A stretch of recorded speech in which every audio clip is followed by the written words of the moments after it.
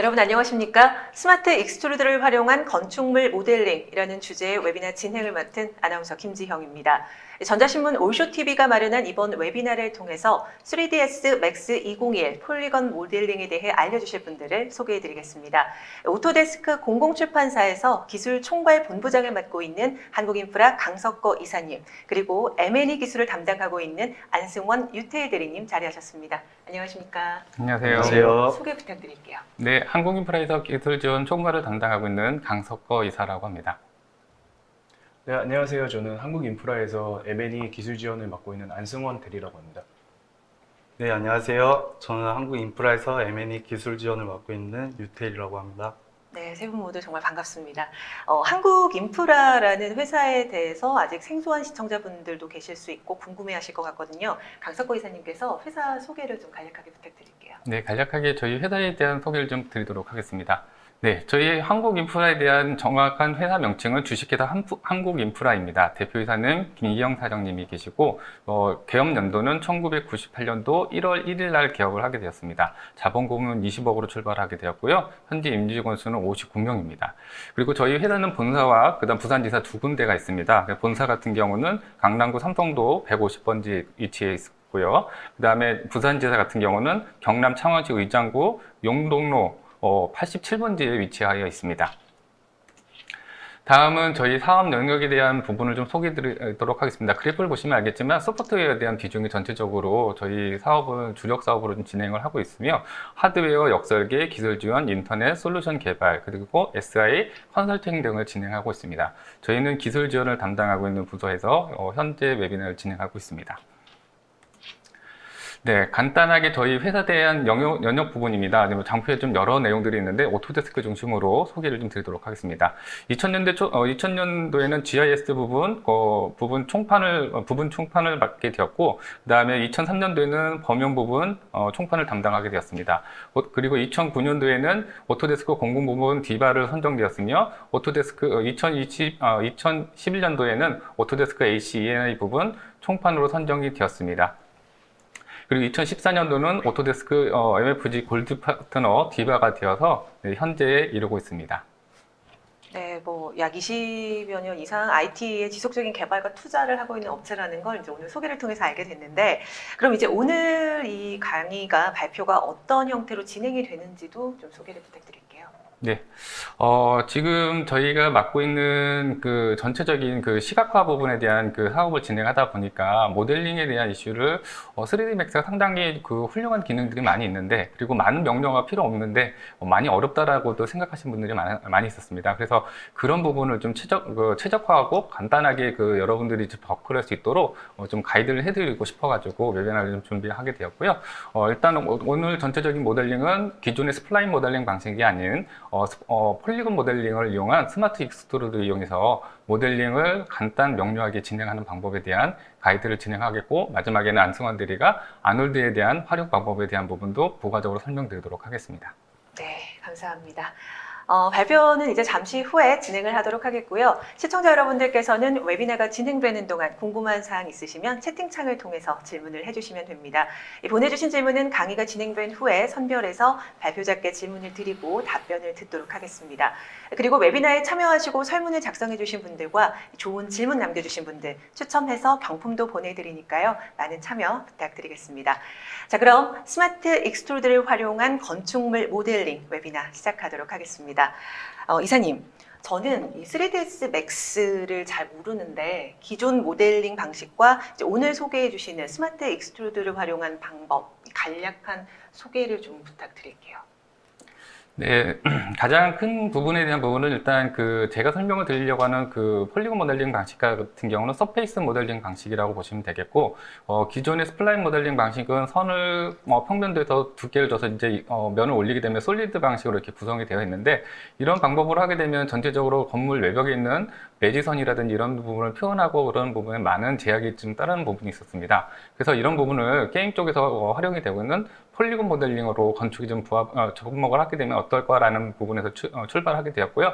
이렇게 되면은 여러분들이 고민하고 있는 매지선이라든지 아니면 건물 전면 벽면과 측면 벽면에 대해서 만나는 엣지 부분에 대한 그 부분의 면처리 부분의 애로사항 부분들을 명쾌하게 해결할 수 있는 부분을 오늘 웨비나를 통해서 찾아가실 수 있지 않을까라고 생각을 하고 있습니다.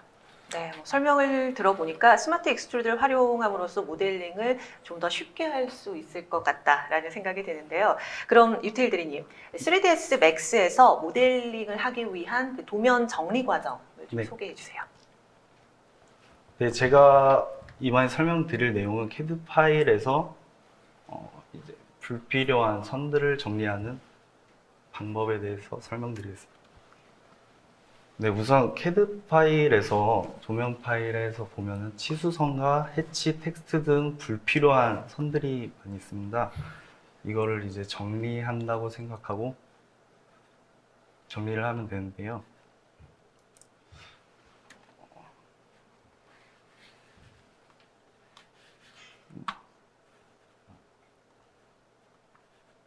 네.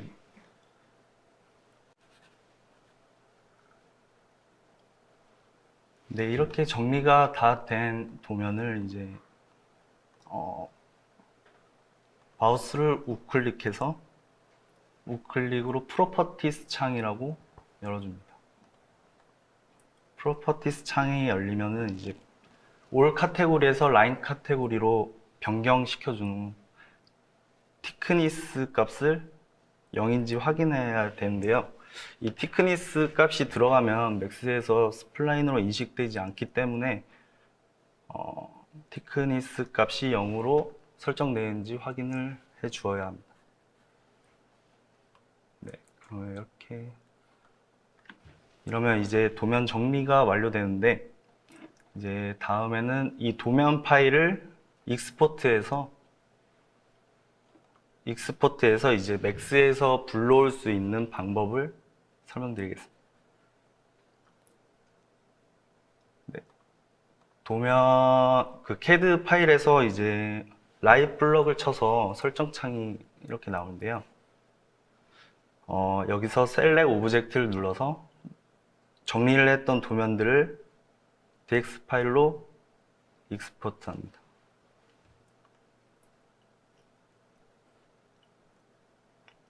네, 이렇게 익스포트를 하면은 네, 도면 정리는 완료되는 건데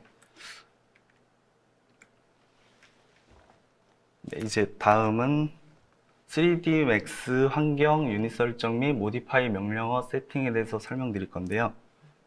네, 이제 3D Max 실행한 후 이제 커스터마이즈 패널에 가서 유닛 셋업을 열어줍니다.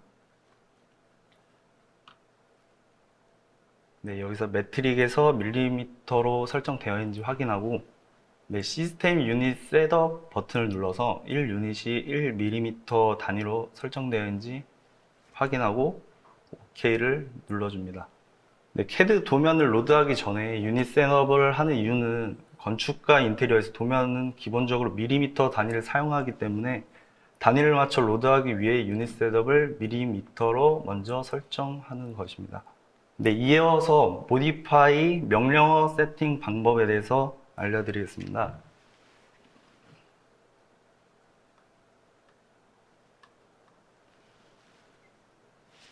네, 우선 우측 모디파이 패널을 보시면은 이제 밑에 configure modify set 아이콘을 눌러주면은 예, 모델링에서 많이 사용되는 모디파이어 목록들이 나오고요. 네, 이 버튼들을 드래그해서 설정해서 OK를 눌러주시면은 네, 세팅이 완료됩니다. 네, 추가적으로 이제 오토캐드에서 아까 익스포트했던 DXF 도면을 임포트하는 방법을 알려드릴 텐데요. 익스포트한 도면을 찾아서 오픈을 시켜주시면은 네, 이렇게 임포트 화면이 나오는데요. 네, 여기서 오브젝트인지 확인을 하고 OK를 누르면은 이렇게 도면이 불러와집니다.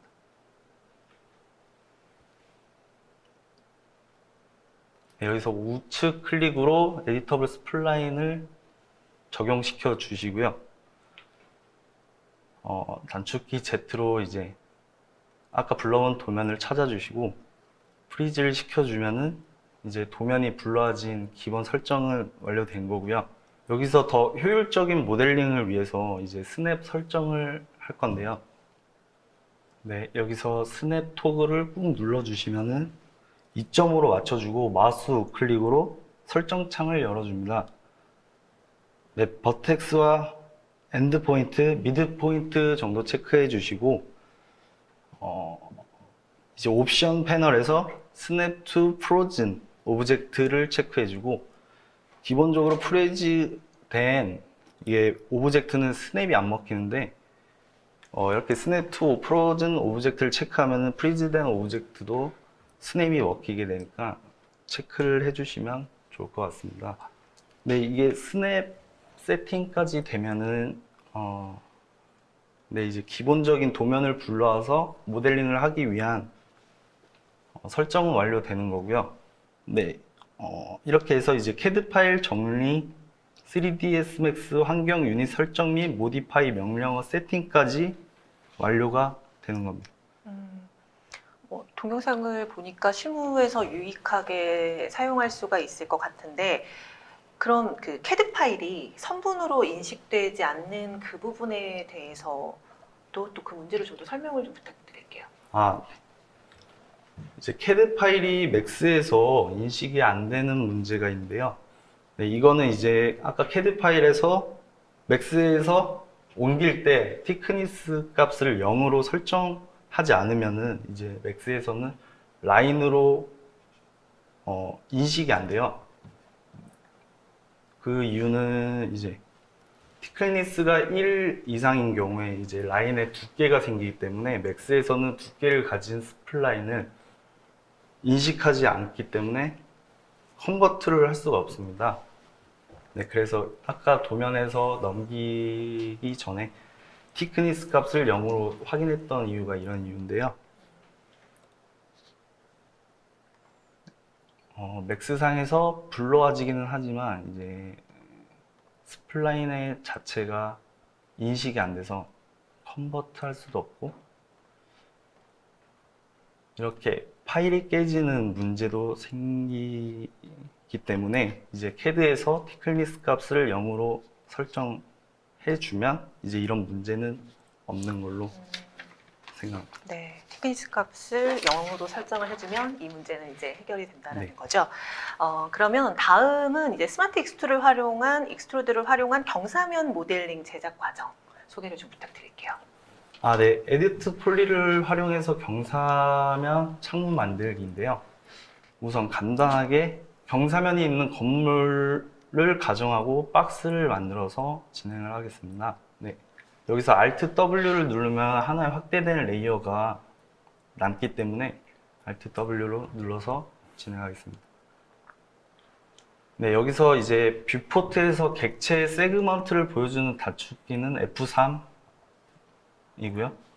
F3은 와이어 프레임이어서 폴리곤을 투시하기 때문에 네, 와이어 프레임이고 이제 F4를 누르면은 엣지 페이스라는 뷰인데요. 이게 이제 폴리곤 위에 세그먼트를 보여주는 뷰입니다. 네, 저는 F4를 누르고 진행하겠습니다. 네, 여기서 이제 박스에 에디트 폴리를 눌러서 네, 수정이 가능한 객체로 만들어주고요.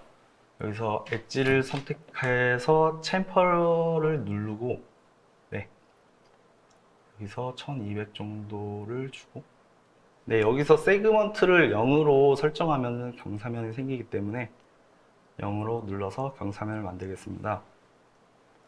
네, 여기서 이제 경사면 엣지 2개를 눌러주고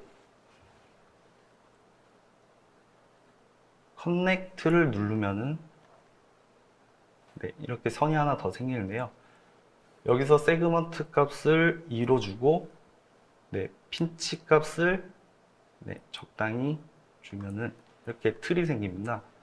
네, 이렇게 틀이 생겼으면 이제 새로 엣지를 눌러서 가로형 틀도 만들어 주면 되고요. 똑같이 컨택트로 만들어 주면 되고요. 네, 여기 이제 폴리곤을 잡아서 스마트 익스트루드를 사용할 건데요. 이게 스마트 익스트루드를 사용하기 전에 이 커서 좌표값을 로컬로 주고 Shift를 누른 상태에서 커서를 이동시키면은 바로 이렇게 모델링이 가능하고요.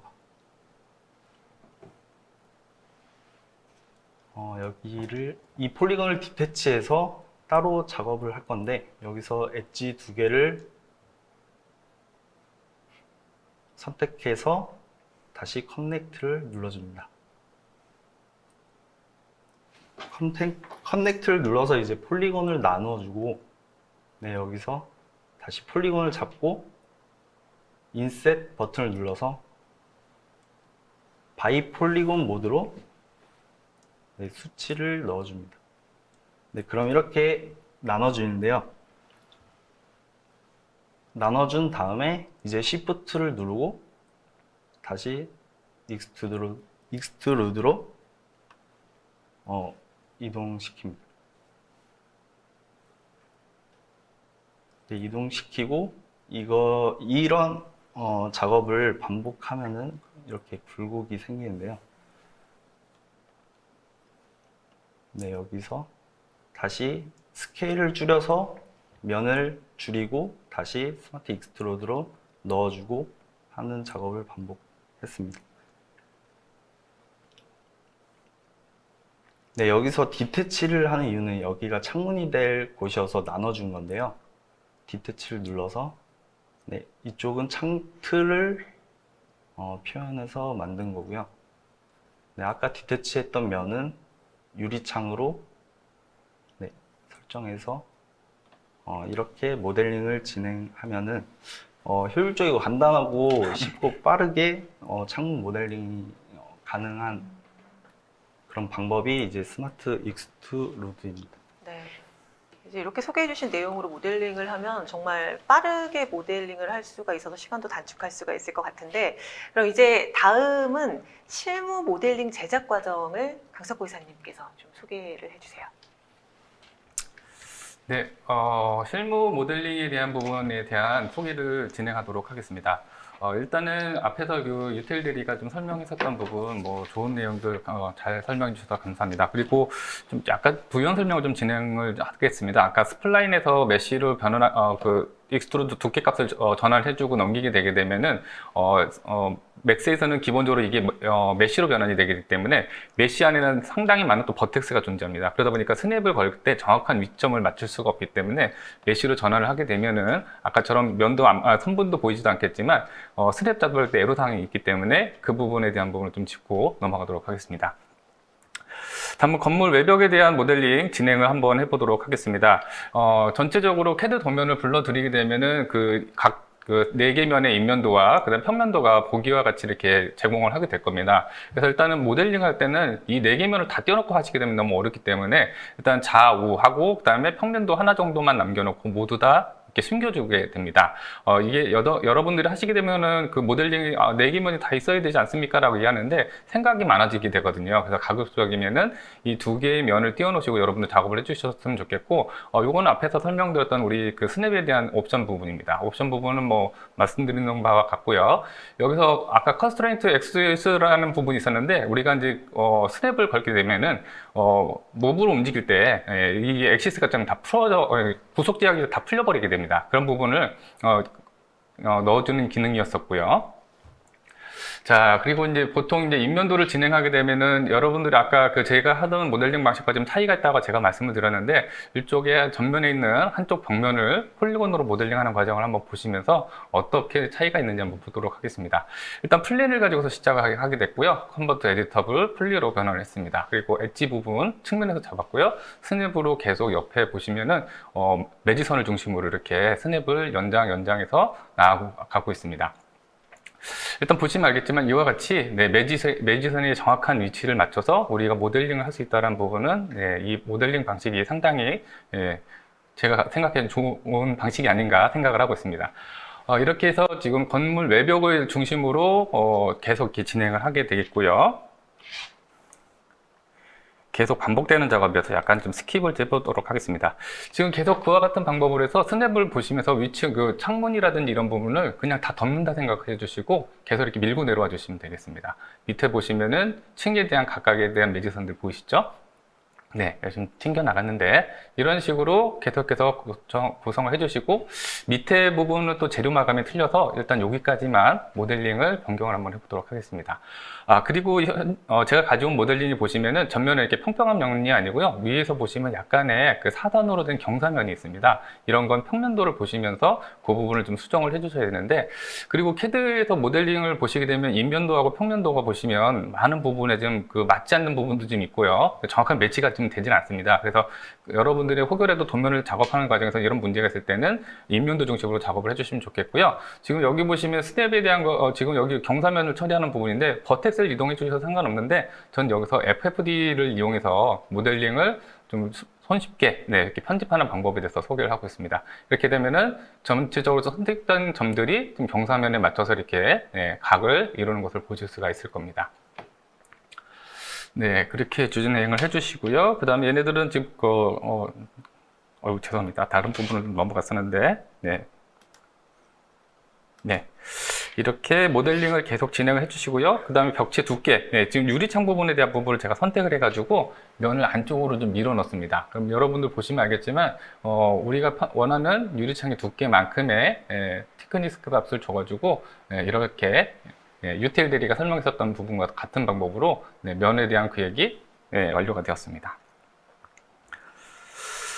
자, 그리고 다른 층 부분에 대한 부분을 좀 꺼내보도록 하겠습니다. 여기서 지금 열어주는 이유는 지금 여기 중간에 보면은 그 마감이 좀 틀려가지고 그 앞쪽으로 좀 튀어나와야 되는 부분이 있습니다. 융기되는 부분이 있는데 그쪽의 두께 부분은 얼마 정도를 가야 될지를 보기 위해서 3층 도면을 좀 꺼내게 되었고요.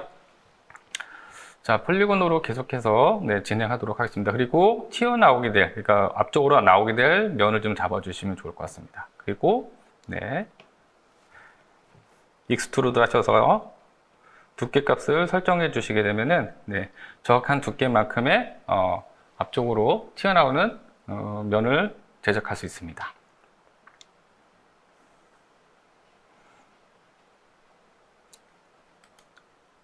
네, 지금 계속 반복되는 부분인데요. 아까와 마찬가지로 지금 창문 부분이죠. 여기도 보시면 계단실 부분인 것 같은데, 복도인가 보네요. 복도 부분에 대한 창문 부분인데, 이런 식으로 하셔서 또, 창문에 대한 영역을 나눠주시고, 다시 셋백으로 익스트루드를 해주시면은, 이와 같이, 또 창틀을 구성할 수 있는 면이 나오는 걸 보실 수가 있고요.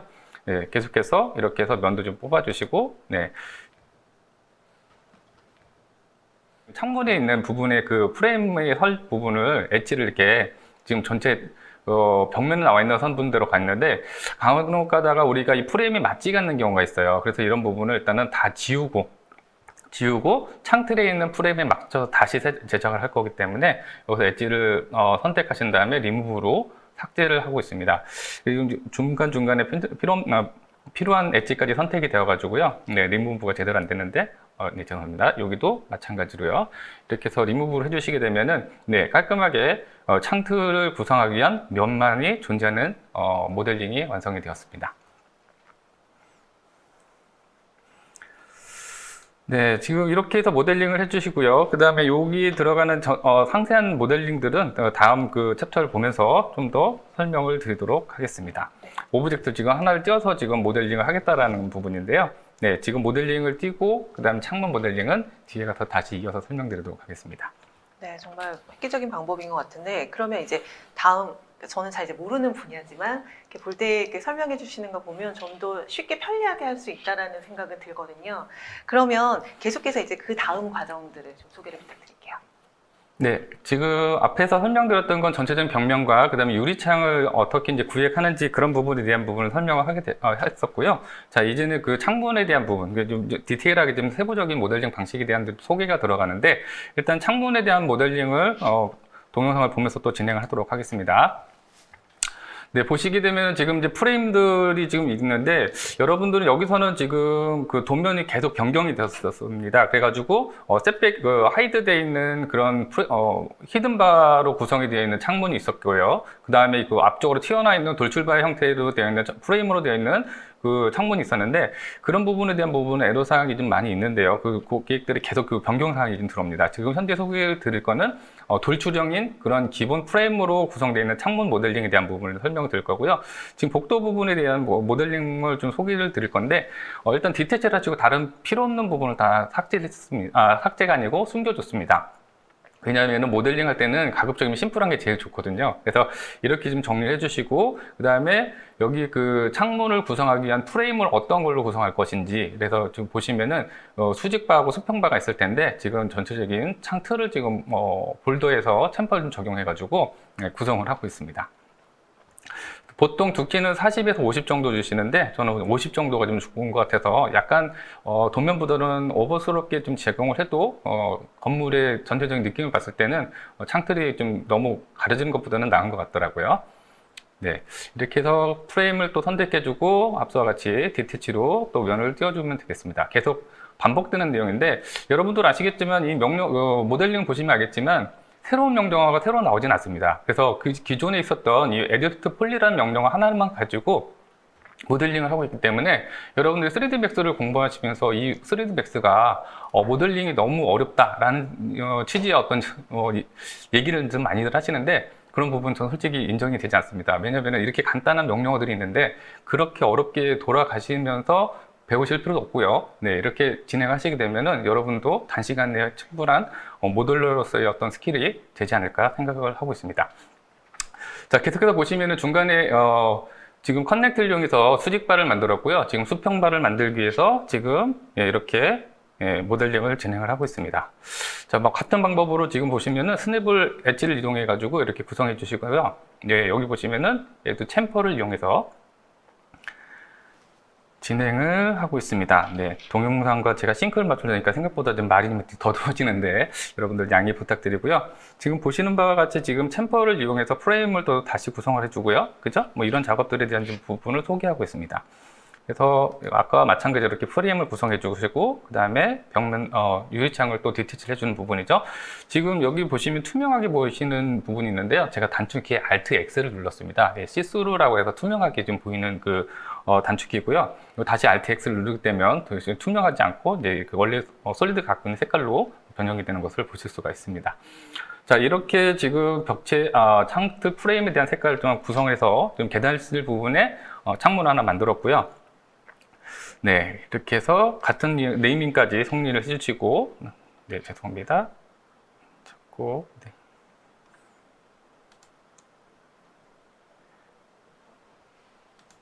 네, 지금 옆에도 지금 같은 방법으로 지금 넘어가고 있는데요. 지금 벽체도 앞에와 같은 방법으로 지금 이렇게 벽면을 좀 띄워주시게 되면은, 네, 프레임을 지금 만들어서 지금 대표적으로 그 2층에 대한 그 프레임만 좀 구성을 하고 있죠. 네. 계속 여기서 보시면은 이 폴리곤 모델링이 재밌다고 계속해서 위층도 똑같은 방법을 반복하고 계시는데 그럴 필요는 없으실 것 같고요. 이것처럼 반복되는 부분은 가급적이면 하나를 만들어서 카피해서 각층을 배치를 하게 될 겁니다. 지금 보시면은 이제 열리는 창문 부분이 있어가지고 그런 부분에 대한 부분을 보여드리기 위해서 네, 지금 Alt X를 눌렀죠. 그리고 프레임을 볼더라는 걸 선택해서 주변 테두리가 되는 모든 엣지를 이렇게 라운드가 되게 선택을 했습니다.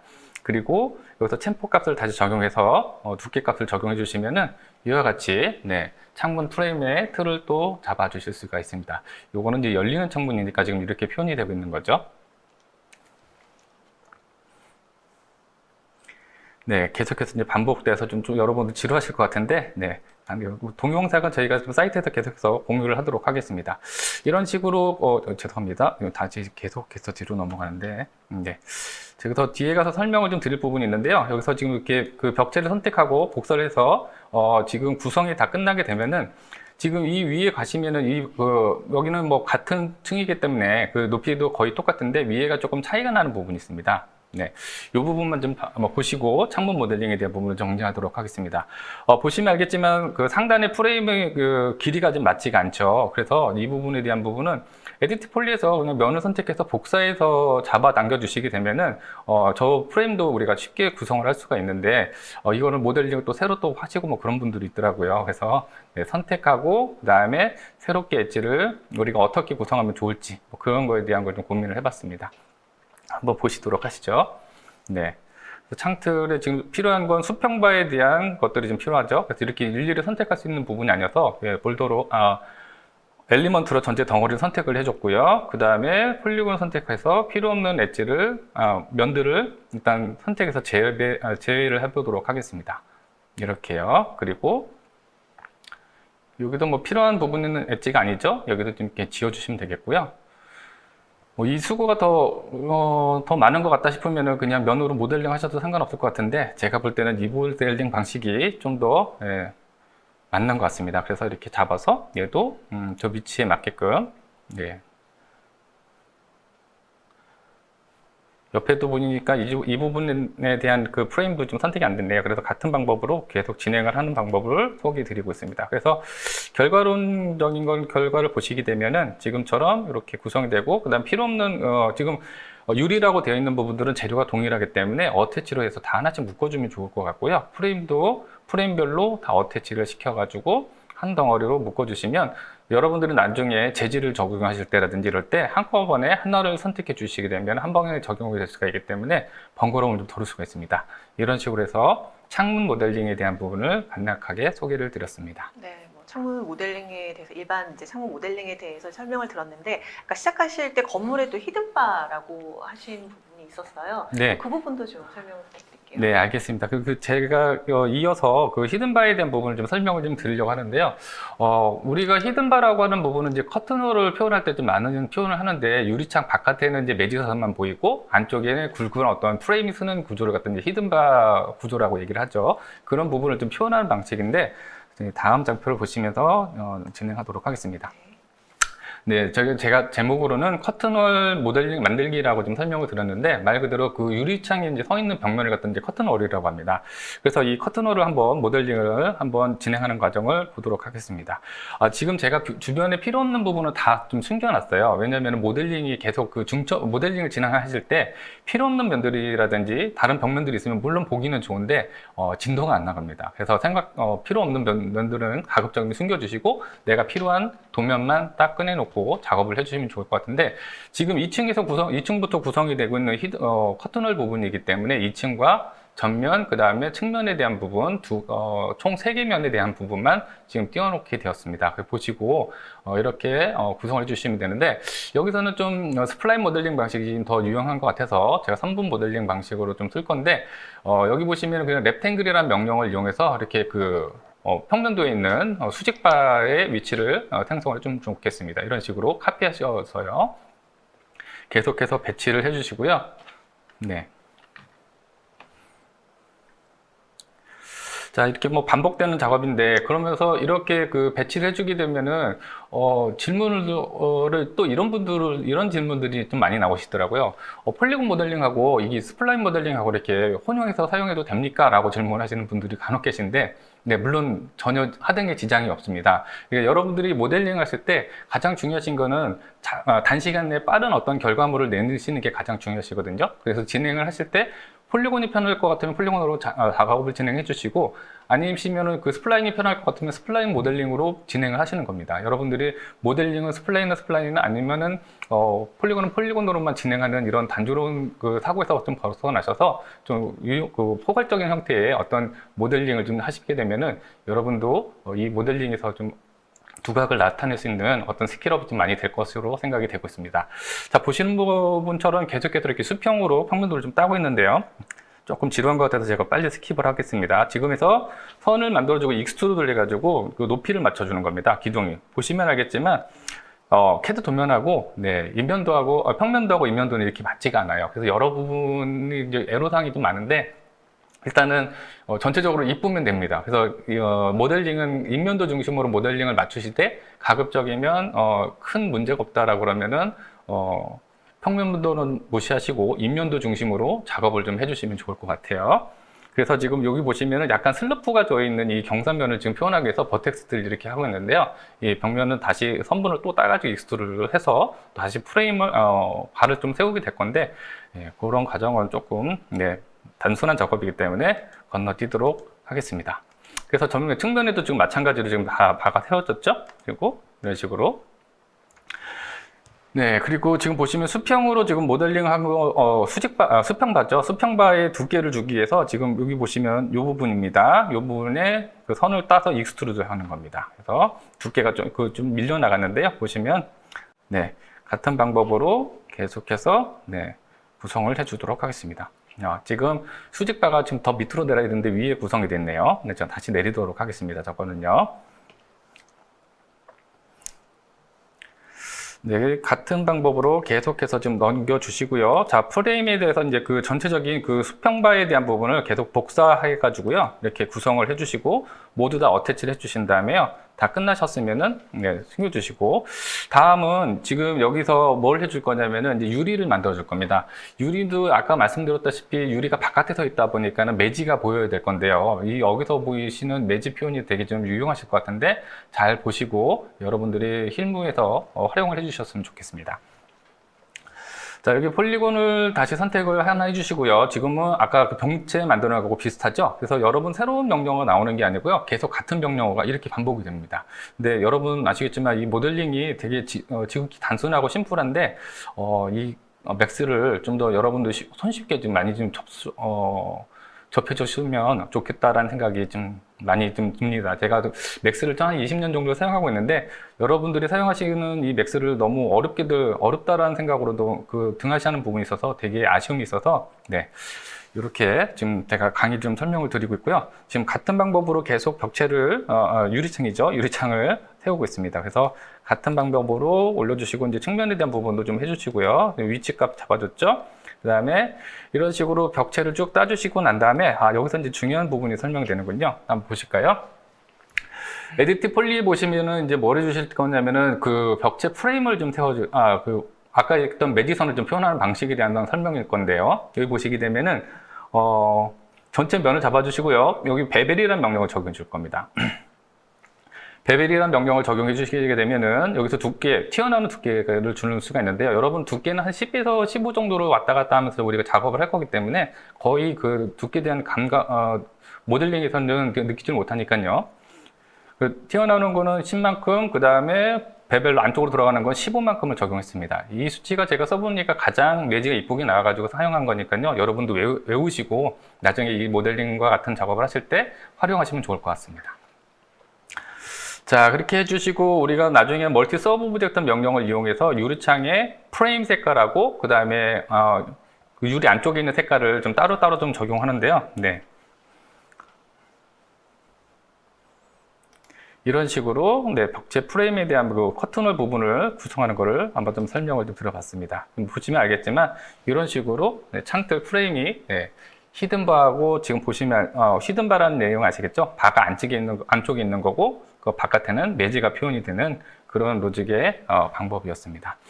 다음에는 앞에 있는 장식 판넬인데요. 그 부분은 그닥 중요한 내용이 아닌 것 같으니까 요거는 제가 사이트를 통해서 공유한 동영상을 참고해 주시면 좋을 것 같습니다. 네, 이상입니다. 엔지니어 입장에서 보면 굉장히 메리트 있는 방법이 될 것 같은데요. 이제 앞에서 외벽 그리고 창문 또 커튼홀까지 이렇게 제작 과정을 설명을 해주셨어요. 네. 그럼 이제 다음 내용은 이제 어떤 내용인가요? 네, 지금 제가 짧은 시간에 많은 걸 좀 보여드리고 싶은데 지금 제가 생각하는 시간이 물리적인 한계 시간이 너무 없어요. 그래서 좀 많이 아쉽고요. 그래서 지금 설명을 드릴 거는 이제 마지막으로 여러분들 머리가 좀 많이 복잡하실 수도 있을 것 같은데 간단하게 우리가 방풍실이라고 그러죠. 전면에 들어가는 우리 유리문에 대한 부분을 모델링하는 것을 간략하게 설명을 드리고 제 시간은 마치도록 하겠습니다. 네, 보시게 되면은, 제가 또 다른 거 다 숨겼죠. 네, 여러분들 모델링이 끊어지는 게 아니고 계속해서 숨기면서 작업을 좀 진행하고 있으니까 그런 부분 좀 참고해 주시고, 지금 모델링 보시면 알겠지만 지오메트리에서 제가 플랜을 이용해서 또 창문을 별도로 진행하게 될 겁니다. 여러분들 이렇게 제가 처음에 3D 맥스를 접했을 때 그런 그런 생각들 많이 했어요. 제가 모델 구라든지 스피어, 박스, 이런 실린더 이런 것들은 다 이용한 것 같은데 이 플랜은 정말 쓸모없는 게 왜 들어가 있나. 라는 생각을 정말 많이 했었거든요. 근데 제가 현재는 이 플랜을 정말 많이 사용하고 있습니다. 자, 제 여담이었었고요. 지금 보시면 이렇게 컨택트를 이용해서 지금, 프레임을 아까 만들었던 틀을 구성하는 거에 대한 거 좀 설명을 다시 드리고 있고요. 바깥에 있는 엣지 부분만 틀이 될 부분에 대한 엣지 부분만 선택하고 챔퍼를 적용해서 도면에 맞춰서 구성을 했습니다. 자, 그리고요. 네. 그리고 중간에 여기 엣지하고 여기 엣지를 잡아서 또 우리 커넥트 명령을 해서요, 수평반을 만들 거예요. 네, 지금 수평바가 나왔죠? 수평바는 이렇게 중간에 배치해 주시고 같이 이제 챔퍼를 이용해서 도면의 사이즈에 맞게끔 배치를 해주시면 되겠습니다. 네, 뭐 같은 방법인데 조금 좀 지루하네요. 네, 조금 빨리 건너뛰어 볼게요. 자, 이렇게 구조가 섰으면 자, 바깥의 면을 다 잡아주시고 컨버트 여기서 이제 익스트루드로 이렇게 뽑아주시면 되겠습니다. 그러면 이렇게 면이 나오게 되고요. 그 다음에 바깥에 있는 틀만 선택하시고 디태치 해주시면은 지금 떨어졌을 거고요. 얘 유리가 될 거니까 얘도 디태치를 해주도록 하겠습니다. 자, 그리고 여기 엣지에서 보시면은 창문이 우리 두 쪽짜리잖아요. 그래서 두 개의 엣지를 위아래 엣지를 잡은 겁니다. 그리고 커넥트를 눌러주시게 되면은 이렇게 중간에 엣지가 새로 생성이 될 거고요. 폴리곤으로 얘를 잡아서 디태치 명령어를 해보도록 하겠습니다. 그렇게 되면은 이렇게 떨어지겠죠. 그리고 또 바로 어태치를 할 거예요. 예, 번거로운 것 같지만 꼭 이렇게 해주세요. 그리고 엣지를 선택하시고 우리 이거 볼더 부분이죠. 볼더 선택해 주신 다음에 우리 챔퍼를 적용해 주시게 되면은 네, 이렇게 쌍으로 들어가시는 것을 보실 수가 있고 중간에 프레임도 나눠지는 것을 보실 수가 있을 겁니다. 그리고 폴리곤을 다시 선택하셔서 익스트루드로 안쪽으로 이렇게 밀어주시고요. 마지막은 이제 디테일 부분인데요. 네. 제가 좀 단축키가 지금 동영상을 찍고 있어서 쓰질 못해요. 네, 시프트 키를 눌러주게 되면 전체 테두리가 다 돌아가게 되는데 지금 여기 보시면은 이렇게 바깥에 있는 테두리만 잡아주시고 배벨 명령을 적용해 주시면서요. 살짝 이렇게 모아주시면은 네 이렇게요. 접어주시면은 프레임이 이렇게 쓰게 될 겁니다. 문 프레임이 되겠죠. 문이 되고 이렇게 되시면 색상을 좀 다른 걸로 줘보시고요. 지금 디태치가 되어야 되는데 네, 창문만 또 선택해 주셔서 디태치를 한번 해보도록 하겠습니다. 자, 이렇게 구성이 된 거 얼추 다 된 것 같아요. 자, 그러면은 최종 결과물을 좀 한번 띄워보시고 네, 그거에 대한 마지막 설명을 좀 들어보도록 하겠습니다. 자, 이렇게 해서 지금 어태치를 다 해주시고요. 그 다음 창문 보시면은 뭐 지금 제가 다 꺼내 보셨는데 방풍실에 맞춰서 지금 유리가 지금 좀 바깥에 떨어져 있어요. 어태치 그루핑을 잘 못해가지고 그랬는데 다시 저 위치를 좀 잡아서요. 이렇게 넣어주시면은 방풍실의 위치 보시면 방풍실이라고 하는 부분은 똑같은 문이 지금 두 개가 있어요. 그래서 안쪽에 있는 바람이 안쪽 내벽에 들어가지 않게끔 이렇게 구성이 되어 있는 부분인데 앞뒤로 이렇게 두 개를 복사해 주시면 될 것 같습니다. 그리고 지금 전체적으로 건물을 제작하는 소개 영상을 제작하려고 했는데 모델링을 한 부분이 너무 미미하네요. 그죠? 이런 부분에 대한 부분은 추가적으로 제가 저희 사이트라든지 이런 걸 통해 가지고 전체적인 완성이 되는 과정의 영상을 좀 추후 제작을 해 가지고 여러분들이 저희 회사에 대해 요청을 드리던가 아니시면은 저희 회사 사이트에서 공개를 해서 지속적으로 여러분들이 이 모델링을 할 수 있도록 계속해서 지원을 드리도록 하겠습니다. 네. 이상입니다. 짧은 시간 동안 설명해 주시느라 너무 고생하셨어요. 친절하게 감사합니다. 설명해 주셔서 감사합니다. 네. 네, 이제 다음은 오토데스크 아놀드 라이트에 대해서 안승원 대리님이 좀 설명을 부탁드릴게요. 네, 제가 설명드릴 내용은 아놀드를 이용한 그 라이트 그리고 매트리얼 그리고 최종 렌더링 아웃풋까지 할 수 있는 것을 이제 설명을 드리도록 하겠습니다. 지금 이 화면을 보시면은 이게 한 30분 정도 작업을 해서 이제 나온 결과물인데요. 누구나 이제 이번 강의를 좀 들으면 누구나 쉽게 이렇게 멋진 퀄리티가 있는 이미지를 이제 아웃풋을 할 수 있습니다. 제가 이 라이트의 설명을 이제 드릴 것은 두 가지 라이트만 써서 이제 이 정도의 퀄리티를 낼 수 있는 것을 이제 보여드릴 건데요. 첫 번째는 이제 인바이언먼트 맵과 그리고 두 번째는 아노드 라이트 디스텐트를 활용해서 이 결과물을 뽑아내는 것을 보여드리도록 하겠습니다. 지금 아노드 라이트를 보면은 이 타입에는 굉장히 많은 라이트가 있습니다. 근데 이것은 지금 시간 관계상 좀 설명을 좀 드리고 싶은데 지금 시간 관계상 좀 설명을 좀 드리지 못하는 거에 대해서 좀 나중에 이제 좋은 기회가 있으면 설명을 다시 드리도록 하겠습니다. 그러면 동영상을 보고 이제 설명을 드리도록 하겠습니다. 지금은 앞서 만든 이제 모델링 데이터를 이제 불러온 거고요. 라이트를 이제 보시면은 이제 렌더 뷰를 이제 통해서 이제 실시간으로 이렇게 라이트를 이제 설치한 것을 이제 확인할 수가 있겠습니다. 지금 아무것도 안 보이는데 이제 인바이언먼트 맵을 둬서 이 라이트를 한번 넣어보도록 해보겠습니다. 지금 보시면은 백그라운드 컬러를 지금 하얀색으로 하니까 이렇게 모델링한 파일을 지금 볼 수가 있겠는데요. 이렇게 좀 이렇게 돌려보면은 지금 백그라운드에 그냥 흰색 배경만 있어가지고 되게 밋밋하고 재미가 없습니다. 그래서 저희가 이제 알려드릴 내용은 인바이먼트 맵에 있는 이제 피지컬 스카이라는 맵을 이제 적용을 시킬 건데요. 이 피지컬 스카이는 이렇게 보시는 것처럼 굉장히 그 사실적인 그 하늘을 이제 표현할 수가 있겠습니다. 보시는 것 같이 저렇게 위에 태양도 같이 떠 있고요. 보시는 것처럼 굉장히 사실적인 표현이 가능한 것 같고요. 그리고 제가 여기서 소개해드릴 내용은 좀 더 사실적인 맵을 좀 보여드리고 싶어서 인바이먼트 맵의 HDR 인바이먼트 라이트입니다. 이거는 이제 사이트에서 따로 이렇게 다운을 받아서 이렇게 입힐 수가 있겠는데요. 보시는 것 같이 지금 피지컬 스카이와 다르게 구름도 더 많고 더 사실적인 표현을 이제 할 수가 있습니다. 그리고 이 맵 자체가 지금 어둡다고 좀 느끼시는 분들이 있을 텐데, 그럴 때는 이제 글로벌 익스포저를 이용해서 이 맵 자체의 밝기를 조정할 수가 있습니다. 보시는 것처럼 글로벌 익스포저를 지금 높이면은 화면이 어두워지고 낮추면 다시 밝아지는 모습을 볼 수가 있겠는데요. 지금 익스포저를 지금 설정하는 방법은 굉장히 많습니다. 카메라에서도 설정할 수가 있고, 그리고 맵에서도 설정할 수가 있는데, 지금 보시는 것처럼 이 인바이어먼트 맵을 지금 설정을 하는 방법을 지금 다시 보여드릴 텐데요. 이 맵을 이제 그 매트리얼 창에다가 이제 드래그 앤 드롭을 하게 되면 인스턴스로 이렇게 복사가 됩니다.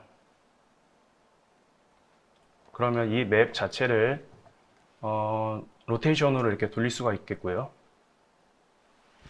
그리고 이 맵 자체의 높이도 이렇게 조정할 수가 있겠습니다.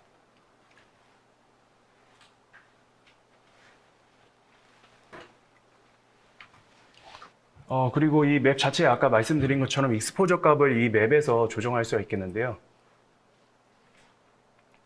이렇게 익스포저 값을 이렇게 높이게 되면은 이제 밝아지고, 그리고 아래로 내리게 되면은 이렇게 어두워지는 것을 확인할 수가 있겠습니다. 그리고 옆에 보시면 콘트라스트는 이제 다들 아실 텐데요. 이 콘트라스트를 건드려서 이제 빛의 양을 조정할 수 있고,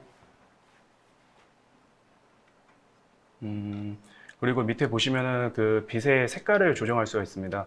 그 틴트를 조정하게 되시면은 좀 파란빛이 도는 그런 틴트를 이렇게 조정할 수도 있겠고요. 그리고 이 틴트를 이제 사용하는 이유는 좀 더 따뜻한 느낌을 낼 때 이런 식으로 표현도 가능하겠습니다.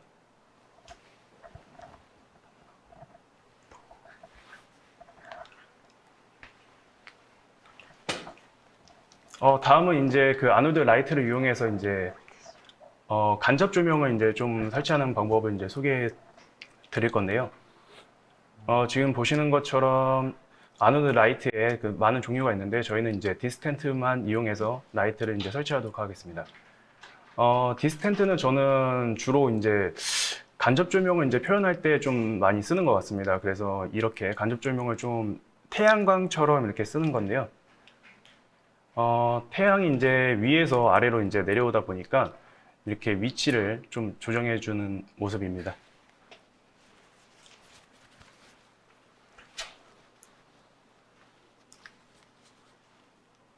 지금 이렇게 간접 조명을 놓은 상태의 렌더링을 한번 보도록 하겠습니다. 지금 보시는 것 같이 그냥 창문에 지금 약간 하얗게 보이는 지금 문제가 있는데요. 이거는 이제 간접 조명의 익스포저 그 빛의 강도와 그 밝기만 이제 올려서 수정을 할 수가 있겠습니다.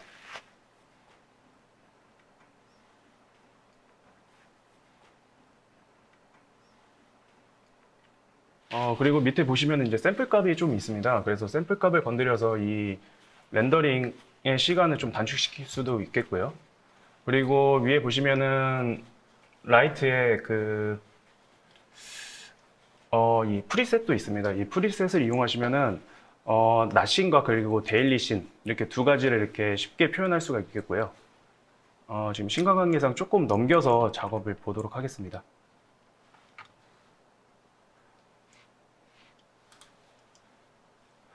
지금 보시면은 저는 이 수치값을 입력해서 이 빛에 좀 밝기를 좀 다르게 줬습니다. 지금 보시는 것 같이 좀 약간 낮신을 좀 태양빛이 좀 나는 것처럼 이렇게 연출을 해봤는데요.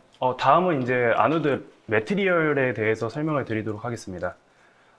아노드 매트리얼은 지금 크게 피지컬 매트리얼과 그리고 스탠다드 서페이스 매트리얼이 있겠는데요. 지금 보시는 것 같이 피지컬 매트리얼은 굉장히 단순하게 지금 나와 있고요. 그리고 스탠다드 서페이스 같은 경우에는 옵션이 굉장히 많습니다. 그래서 저는 이 건축물 인테리어를 할 때는 피지컬 매트리얼만으로도 충분히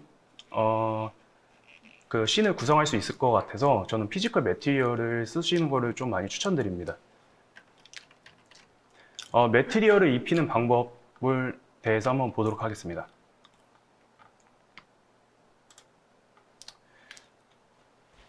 아까 동일하게 매트리얼 창을 열어서 피지컬 매트리얼을 옆에서 가져옵니다.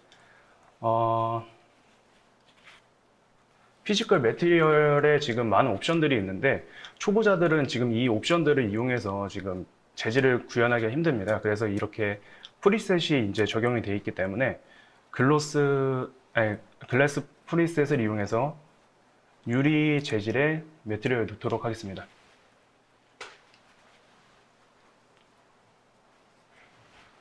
그러면 이 유리를 넣은 모습을 한번 렌더링으로 한번 보도록 하겠습니다. 지금 보시는 것 같이 유리 지금 프리셋으로 지금 유리 재질을 넣어봤는데요. 그래도 굉장히 지금 사실적인 표현이 지금 가능한 것으로 보입니다.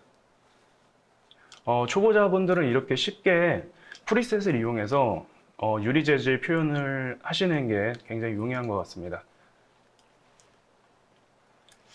그리고 여기 밑에 보시면은 이제 투명도인데요. 이 투명도의 그 빛도 이렇게 조정할 수 있겠고요.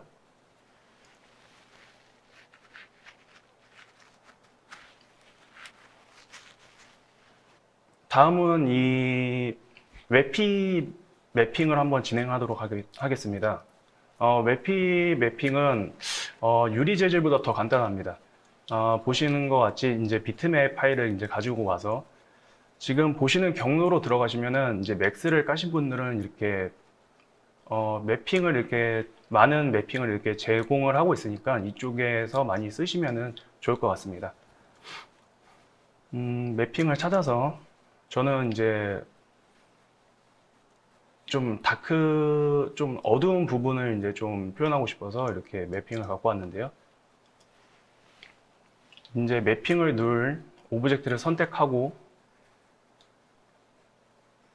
그다음에 어사인 버튼을 눌러서 이렇게 매핑을 넣어주시면 되겠습니다. 지금 보시는 것 같이 매핑을 넣었는데 표현이 제대로 잘 안 됐습니다. 그럴 때는 이제 UVW 맵을 이용해서 이 맵을 좀 펴주도록 하겠습니다. 박스 모델링이기 때문에 이제 박스를 체크를 해주시고 그 다음에 이제 적당한 수치를 입력하시면은 매핑이 이렇게 펴지는 것을 볼 수가 있겠습니다.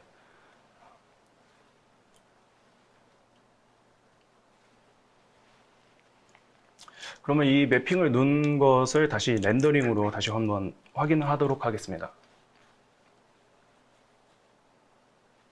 지금 보시는 것 같이 이 매핑을 넣는데 매핑에 좀 약간 반사값이 좀 들어간 것을 볼 수가 있습니다.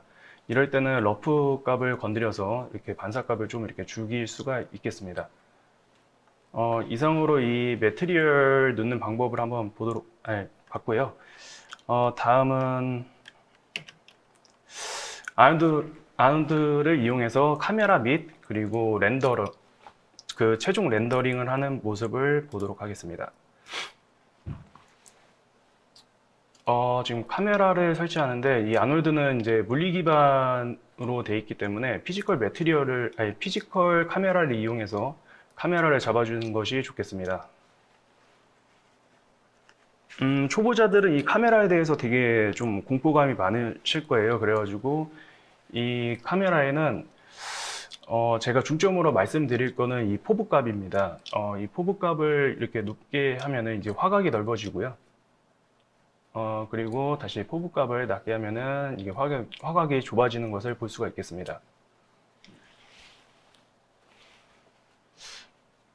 제가 여기 카메라에서는 따로 이렇게 부연 설명을 좀 더 드리고 싶은데 지금 시간 관계상 이렇게 뭐 드릴 수가 없을 것 같고, 좀 더 넘겨서 보면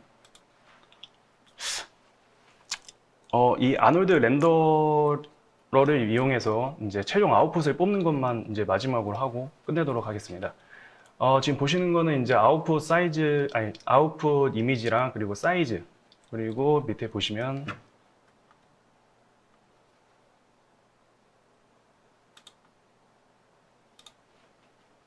밑에 보시면 이제 아웃풋을 이제 지정할 수 있는 이미지 그 저장 경로를 볼 수가 있습니다.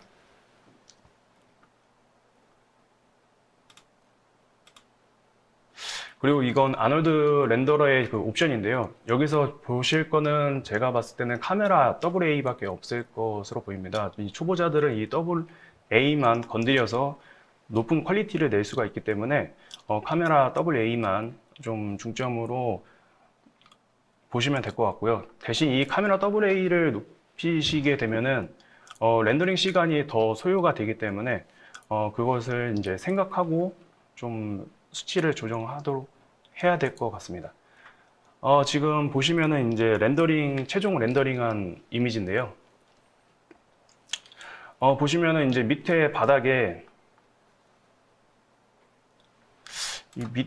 좀 불필요한 지금 이미지가 있습니다. 그럴 때는 이제 브롭 기능을 이용해서 이런 식으로 잘라가지고 최종 아웃풋을 내시면 될 것 같습니다.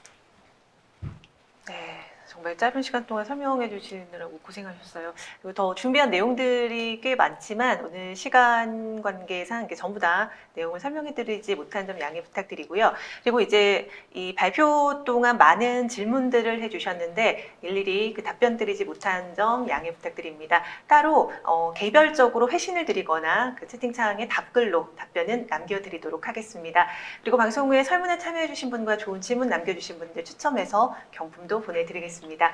이상으로 전자신문 올쇼TV가 마련한 스마트 익스트루드를 활용한 건축물 모델링 웨비나 마치도록 하겠습니다. 올쇼TV는 또 다른 웨비나 방송으로 시청자 여러분들 찾아뵙겠습니다. 시청해주신 여러분 고맙습니다.